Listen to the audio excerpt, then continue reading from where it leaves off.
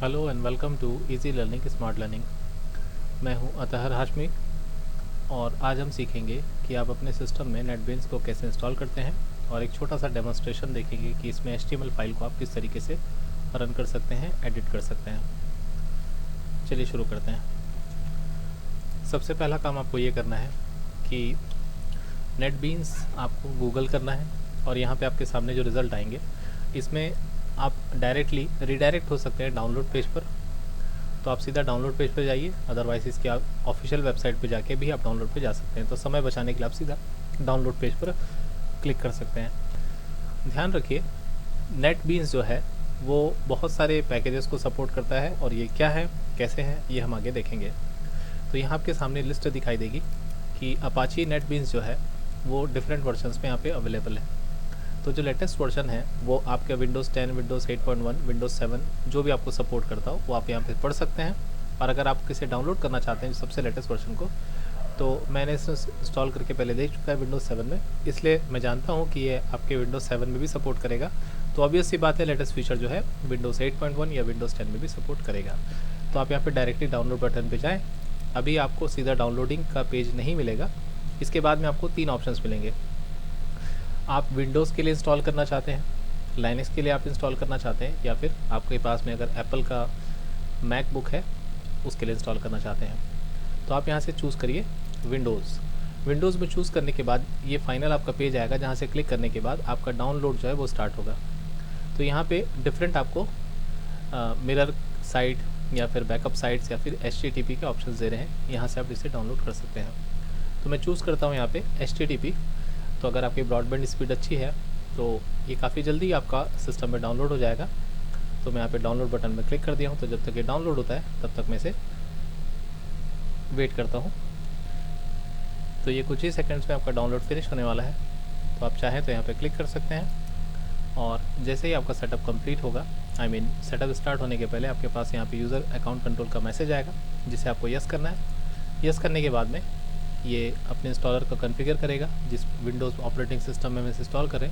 तो आप क्रोम के ब्राउज़र को बंद कर सकते हैं और यहाँ पे आप देखेंगे जो बात मैंने आपको पहले बताई थी कि चूँकि नेटबीन्स जो है वो कई चीज़ों के लिए इस्तेमाल होता है, कई प्रोग्रामिंग लैंग्वेजेस के लिए इस्तेमाल होता है, कई प्लेटफॉर्म्स के लिए इस्तेमाल होता है, जिसमें से आपको इसका मिलता है बेस ID, जावा सेकेंड एडिशन, जावा एंटरप्राइज एडिशन।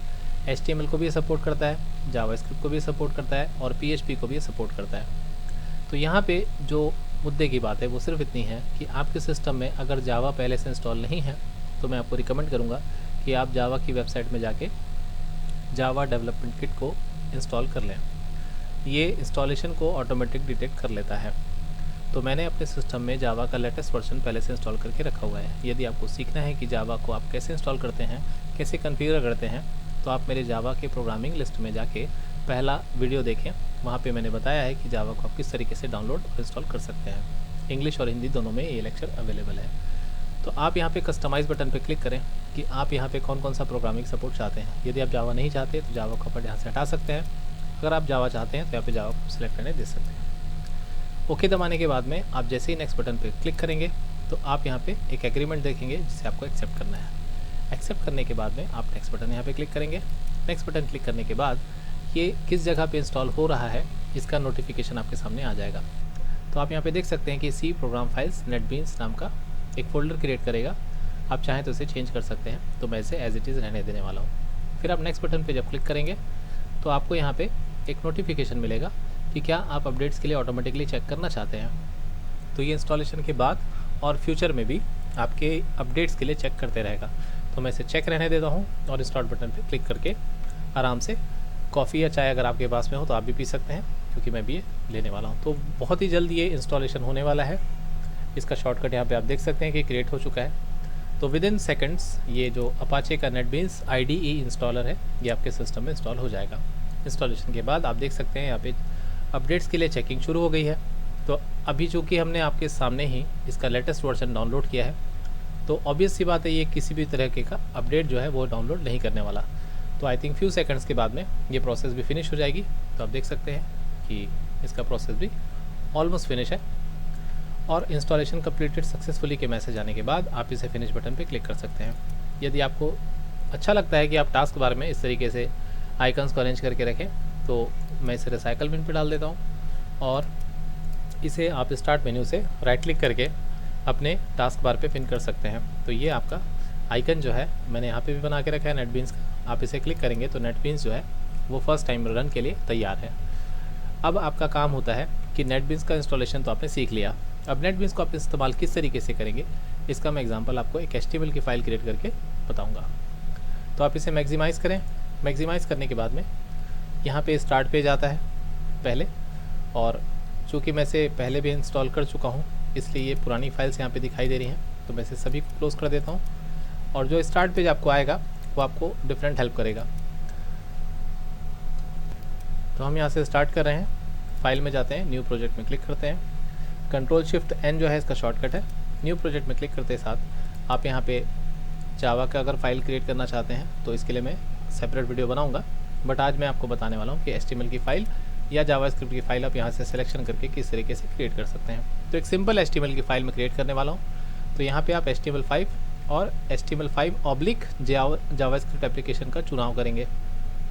यदि आप इसे विथ जावा चुन लेते हैं तो ये जावास्क्रिप्ट की भी कोडिंग को साथ में आपको दे देगा।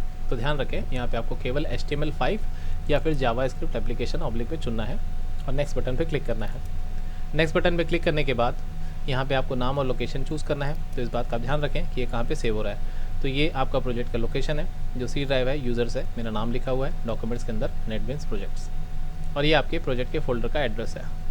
तो आप जैसे नेक्स्ट बटन दबाएंगे तो ये आपका पूरा का पूरा कंप्लीट डिटेल दे रहा है कि आप अगर कोई टेम्पलेट यूज़ करना चाहते हैं तो यहाँ से कोई टेम्पलेट इस्तेमाल कर लें। तो फिलहाल हम कोई टेम्पलेट नहीं बना रहे हैं, तो यहाँ पे नोट साइट टेम्पलेट करके आप नेक्स्ट बटन पे क्लिक करें।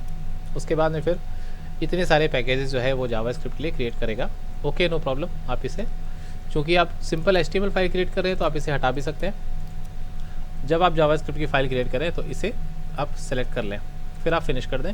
तो ये सारे टूल्स अनसेलेक्ट होने के बाद आपकी सिंपल एक जावास्क्रिप्ट जो HTML की फ़ाइल है वो आपके सामने क्रिएट हो जाएगी। क्रिएट करने के बाद में आप इसे देख सकते हैं, आप इसका फॉन्ट साइज़ चेंज कर सकते हैं। तो आप यहाँ पे देख रहे हैं कि यहाँ पे HTML से लेके आपका पहले HTML का कंसेप्ट अगर क्लियर है तो HTML की फ़ाइल में HTML का हेडिंग, यहाँ पे हेडिंग भी दी हुई है, इसका टाइटल दिया हुआ है विंडो मतलब आपके वेब पेज का, और यहाँ पे मेटा नाम का एक एलिमेंट भी यूज़ किया गया है। तो अब यदि आप इसे रन करना चाहते हैं तो यहाँ पे क्रोम विथ नेटबीन्स कनेक्टर है, जिसे आप क्लिक करें। अगर आप मोबाइल पे हैं तो आप यहाँ से मोबाइल का एंड्रॉयड डिवाइस चुन सकते हैं। अगर आप कंप्यूटर सिस्टम पे है तो यहाँ पे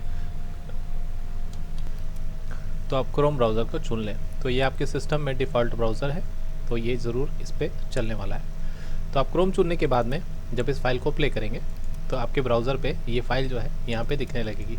अब देखिए, मैं इसे कैस्केड की तरह, एक टाइल की तरह सेट कर दे रहा हूँ, और यहाँ पे जो हमारा बॉडी के अंदर में डिवीज़न टैग है इसमें मैं थोड़ा सा चेंजेस करता हूँ, जैसे कि welcome to my first web page.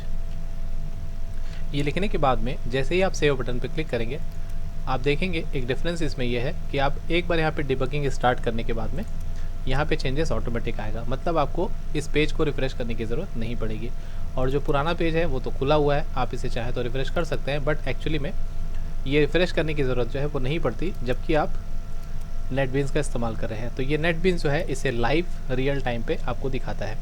तो ये नेटबीन्स की ब्यूटी है। उम्मीद है आपको इंस्टॉलेशन और HTML फाइल को रन करना समझ में आया होगा। अगर ये वीडियो पसंद आया हो तो इस वीडियो को लाइक करें, शेयर करें और हमारे चैनल को सब्सक्राइब करें। Thank you very much. मिलते हैं नेक्स्ट वीडियो में जिस पे हम HTML के अगले वीडियो का अध्ययन करने वाले हैं। Thank you very much.